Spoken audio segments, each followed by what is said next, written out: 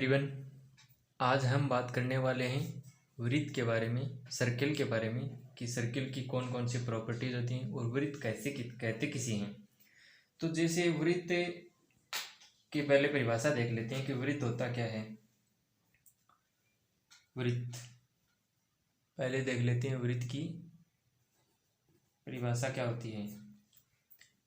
वृत्त को समझने के लिए जैसे ये हमारे पास सर्किल बनाते हैं हम छोटा सा, ये इसका केंद्र है और ये इसकी त्रिज्या है स्मॉल r, ये कोई बिंदु है x, y, ठीक है। तो ये अब वृत्त की परिभाषा देखें तो ये एक ऐसे बिंदु का बिंदुपथ होता है जिसकी एक स्थिर बिंदु से, जो ये स्थिर बिंदु केंद्र है, स्थिर बिंदु से दूरी हमेशा निश्चित रहती है। ये एक बिंदु है, कोई स्वेच्छ बिंदु, ये बिंदुपथ हो गया। तो क्या हो गई परिभाषा कि स्वेच्छ बिंदु का एक ऐसा बिंदुपथ जो किसी निश्चित बिंदु से या स्थिर बिंदु से दूरी हमेशा निश्चित रखता हो, जिसे क्या बोला जाता है, त्रिज्या बोला जाता है, ठीक है। तो अगर ये हो गई वृत्त की परिभाषा, जहाँ त्रिज्या क्या है, त्रिज्या है r और स्वेच्छ बिंदु क्या हो गया हमारे पास x, y हो गया, केंद्र O हो गया। अब हम बात करते हैं कि वृत्त के समीकरण की, ठीक है। तो वृत्त के समीकरण अलग अलग फॉर्म में देखेंगे, ठीक है। पहले बात करते हैं कि वृत्त का जो हमारे पास है मानक समीकरण होता है वो देखते हैं। वृत्त का मानक समीकरण, तो वृत्त का मानक समीकरण होता है x² + y² बराबर a²। ये होता है वृत्त का मानक समीकरण या सरलतम रूप बोल सकते हैं इसको। तो ये हो गया वृत्त का मानक समीकरण। तो यहाँ a क्या है, यहाँ a है वो है त्रिज्या, और इस वृत्त का क्या है, केंद्र है मूल बिंदु 0,0 है, ठीक है। अब बात करते हैं कि वृत्त के जो हमारे पास है वृत्त का जो केंद्रीय रूप है उसका बात करते हैं। वृत्त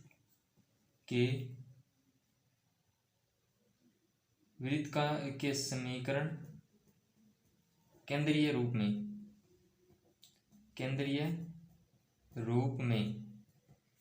वृत्त का समीकरण केंद्रीय रूप में देखते हैं। तो वो होता है हमारे पास x - अल्फा का होल स्क्वायर प्लस y - बीटा का होल स्क्वायर बराबर a²।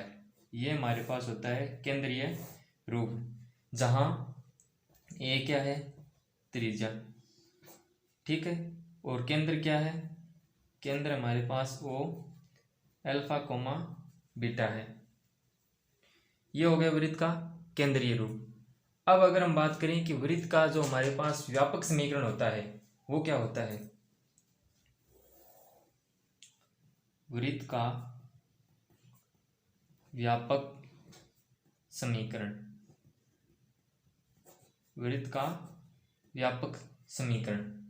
तो वो होता है x² + y² + 2gx + 2f y + c = 0। ये होता है वृत्त का क्या, व्यापक समीकरण, ठीक है। अब अगर हम बात करें कि यहाँ जो हमारे पास ये वृत्त का समीकरण है, यहाँ केंद्र क्या है और त्रिज्या क्या है। तो यहाँ हमारे पास वृत्त का केंद्र देखते हैं अपन। केंद्र है O, वो है -g और -f।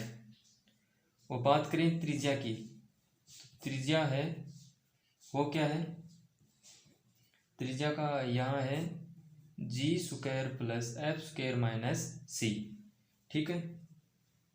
ये हमारे पास इस वृत्त के व्यापक समीकरण का रूप हो गया, इसका केंद्र हो गया और इसकी त्रिज्या हो गई। अब हम बात करते हैं कुछ कि जो वृत्त की स्पर्श रेखा होती है, जैसे हमारे पास हमको दे दिया कि ये वृत्त है, वृत्त की स्पर्श रेखा का समीकरण,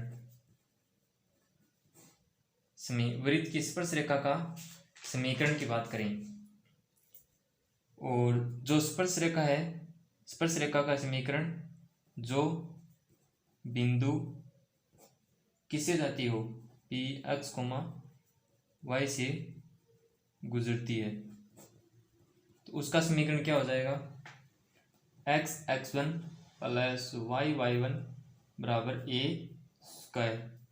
ये हो जाएगा वृत्त की स्पर्श रेखा का समीकरण। इसी प्रकार हम बात करें अभिलंब का समीकरण की, इसी प्रकार बात करें अभिलंब के समीकरण की। जो वृत्त का अभिलंब का समीकरण होगा वो क्या होगा, अभिलंब का समीकरण सेम यही बिंदु ले लेते हैं, बिंदु पी एक्स वाई पर, तो वो क्या आएगा, वो होगा X Y one minus Y X one equal 0। ये हमारे पास आएगा अभिलंब का समीकरण। ठीक है, अब बात करते हैं कुछ स्टैंडर्ड कंडीशन की। स्टैंडर्ड कंडीशन क्या, कि जो हमारे पास एक तो वृत्त होता है, वृत्त क्या होता है, वृत्त हमने ले लिया जैसे मानक रूप वाला X square plus Y square बराबर ए स्क्वायर। ठीक है, ये हो गया वृत्त। फिर ले लेते हैं रेखा, रेखा ले लेते हैं वाई बराबर एम एक्स प्लस सी।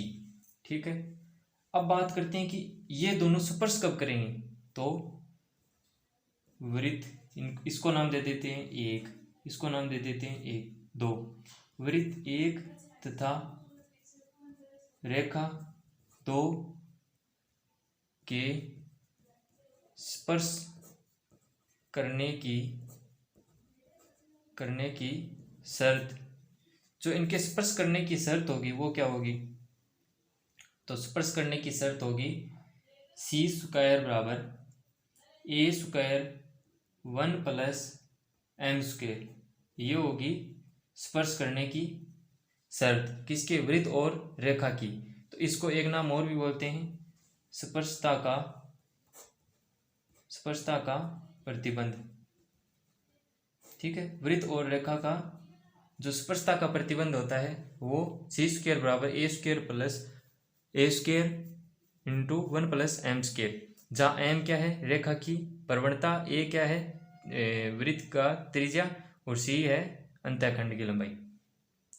अब एक ये ध्यान में रखने वाली बात है, जो हमारे पास वृत्त होता है, क्या वृत्त होता है, उस वृत्त की जो उत्केंद्रता होती है, उत्केंद्रता, वृत्त की उत्केंद्रता हमेशा कितनी होती है, 0 होती है। ठीक है, ये हमारे पास था सर्किल के बारे में जानकारी। ठीक है, अगली क्लास में मिलते हैं। अगर वीडियो पसंद आई हो तो लाइक शेयर सब्सक्राइब ज़रूर कर देना। धन्यवाद।